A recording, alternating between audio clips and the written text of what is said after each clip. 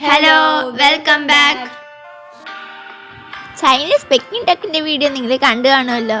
ഇനി നമുക്ക് വേറെ കുറച്ച് ചൈനീസ് ഫുഡ്, അതായത് സ്ട്രീറ്റ് ഫുഡ്സ് കാണാം.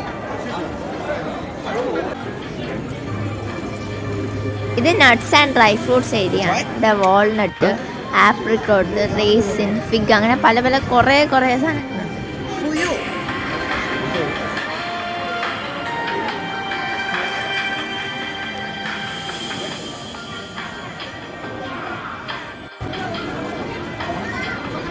ഇവിടെ ഡ്രൈ ഫ്രൂട്ട്സ് അടിച്ചു പരത്തി വെച്ചേക്കുകയാണ്.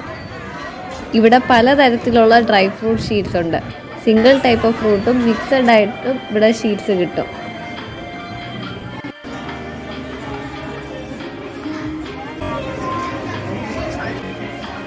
ഇത് സീഡ്സിന്റെ ഏരിയ ആണ്.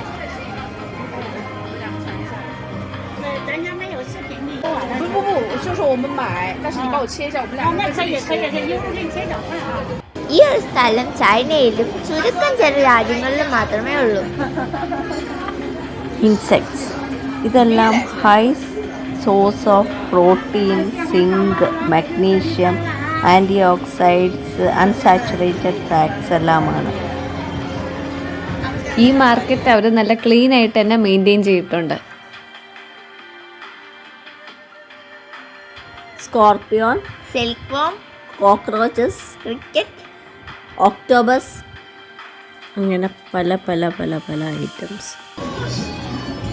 ഇത് സ്കോർപ്പിയോൺ ആണ്. ഇത് നമ്മൾ പറയുന്ന അനുസരിച്ച് അവർ ലൈവായിട്ട് നമുക്ക് ഫ്രൈ ചെയ്ത് പല പല countries, unique people, unique food habits എല്ലാം ഉണ്ട്. നമ്മൾ എല്ലാം റെസ്പെക്റ്റ് ചെയ്യുക.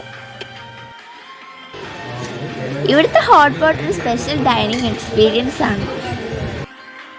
ചൈനീസ് ഫുഡ് എന്ന് പറയുമ്പോൾ rice, tofu, noodles, grilled dishes, അതേപോലെ തന്നെ റോ മീറ്റ് ആൻഡ് ഫിഷ് ഇതൊക്കെയാണ്. മിക്ക ഡിഷസിലും ഇവർ സോയാ സോസാണ് യൂസ് ചെയ്യുന്നത്. ചൈനയിൽ നൂഡിൽസ് കട്ട് ചെയ്ത് കഴിക്കാൻ പാടില്ല. കാരണം ലോങ് നൂഡിൽസ് ലോങ് ലൈഫ് സ്പാനിനെ റെപ്രസെൻ്റ് ചെയ്യുന്നെന്നാണ് അവർ വിശ്വസിക്കുന്നത്. ചൈന ഒരു വലിയ കൺട്രി ആയതുകൊണ്ട് തന്നെ പല സ്ഥലത്തും പല കുക്കിംഗ് രീതിയാണുള്ളത്. ചൈനയിൽ 8 കൾനറി ട്രഡീഷൻസ് ഉള്ളതായിട്ടാണ് പറയപ്പെടുന്നത്.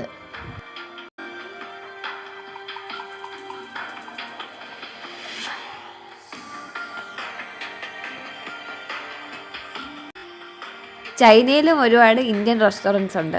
ഇവിടെ നിന്ന് പൊറോട്ട, ബിരിയാണി ഒക്കെ കിട്ടും. Thank you. Bye for now.